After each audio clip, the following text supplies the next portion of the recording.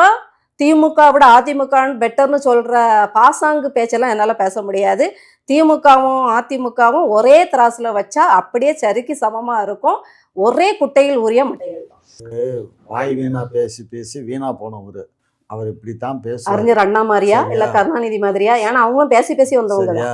அந்த பேச்சு வேற, இந்த பேச்சு வேற. ஆமா, இவர் உண்மையை பேசுவாரு, அவங்க பசப்புத்தனம். ஆமா ஆமா ஆமா ஆமா. யாரு உண்மை பேசுறாங்க, யாரு பொய் பேசுறாங்கிறது நீங்க தான் அது சொல்றீங்க. தெரிஞ்சனாலதான் ஐயா தனித்தே நின்று அங்கீகரிக்கப்பட்ட கட்சியா மாறி இருக்காரு. ஆமா தனிச்சே நில்லுங்கம்மா.